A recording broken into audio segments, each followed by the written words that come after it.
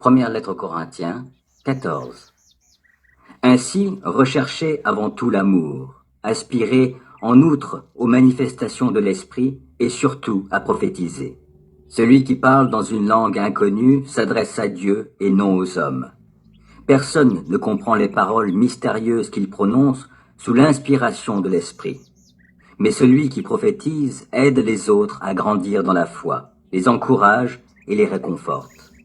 Celui qui parle dans une langue inconnue ne se fait du bien qu'à lui-même, mais celui qui prophétise permet à toute l'assemblée de grandir dans la foi. Je veux bien que vous sachiez tous parler dans des langues inconnues, mais je préférerais que vous prophétisiez.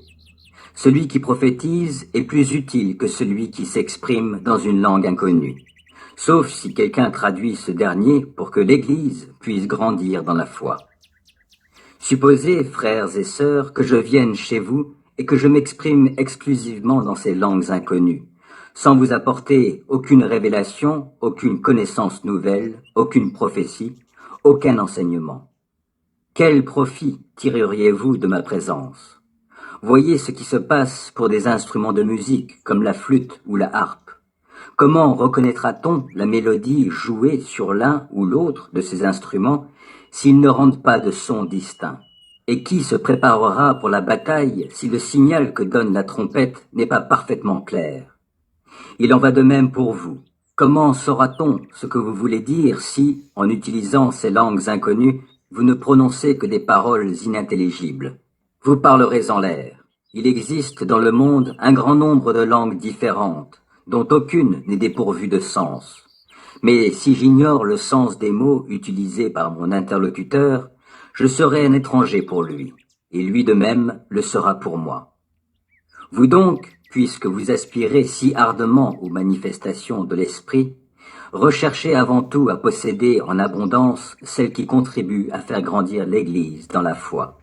C'est pourquoi celui qui parle en langues inconnues doit demander à Dieu de lui donner de traduire ce qu'il dit en langage compréhensible.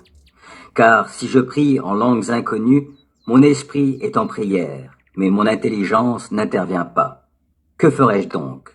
Je prierai avec mon esprit, mais je prierai aussi avec mon intelligence.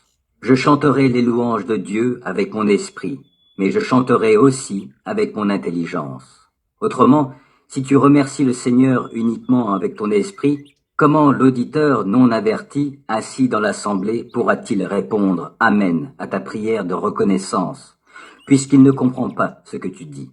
Ta prière de reconnaissance a beau être sublime, l'autre ne grandit pas dans sa foi. Je remercie Dieu de ce que je parle en langues inconnues plus que vous tous. Cependant, lors des réunions de l'Église, je préfère dire seulement 5 paroles compréhensibles pour instruire aussi les autres, plutôt que 10 000 mots dans une langue inconnue. Frères et sœurs, ne soyez pas des enfants dans votre façon de juger des choses. Pour le mal, soyez des petits enfants, et dans le domaine du jugement, montrez-vous adultes. Il est dit dans l'Écriture, « Je parlerai à ce peuple dans une langue étrangère par des lèvres d'étrangers.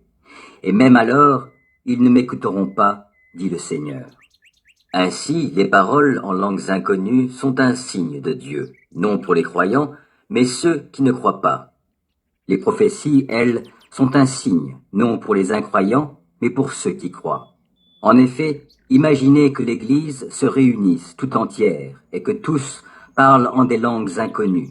Si des personnes non averties ou des incroyants surviennent, ne diront-ils pas que vous avez perdu la raison? Si, au contraire, tous prophétisent et qu'il entre un visiteur incroyant ou un homme quelconque, ne se trouvera-t-il pas repris par tous et exposé au jugement de tous? Les secrets de son cœur seront mis à nu. Alors, il tombera sur sa face en adorant Dieu et s'écriera « Certainement, Dieu est présent au milieu de vous. » Comment donc agir, frères et sœurs? Lorsque vous vous réunissez, l'un chantera un cantique, l'autre aura une parole d'enseignement, un autre une révélation. Celui-ci s'exprimera dans une langue inconnue, celui-là en donnera l'interprétation. Que tout cela serve à faire grandir l'Église dans la foi. Si l'on parle dans des langues inconnues, que 2 le fassent, ou tout au plus 3, et l'un après l'autre, et qu'il y ait quelqu'un pour traduire. S'il n'y a pas d'interprète, qu'on se taise plutôt que de parler dans une langue inconnue dans l'assemblée, et qu'on se contente de parler à soi-même et à Dieu. Quant à ceux qui prophétisent, que 2 ou 3 prennent la parole et que les autres jugent ce qu'ils disent. Si l'un des assistants reçoit une révélation pendant qu'un autre parle, celui qui a la parole doit se taire. Ainsi, vous pouvez tous prophétiser à tour de rôle, afin que tous soient instruits et stimulés dans leur foi. Car les prophètes restent maîtres d'eux-mêmes. Dieu, en effet, n'est pas un Dieu de désordre, mais de paix. Comme dans toutes les églises des membres du peuple saint, que les femmes gardent le silence dans les assemblées, car il ne leur est pas permis de parler.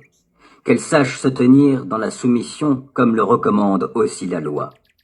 Si elles veulent s'instruire sur quelque point, qu'elles interrogent leur mari à la maison. En effet, il est inconvenant pour une femme de parler dans une assemblée. Car enfin, est-ce de chez vous que la parole de Dieu est sortie?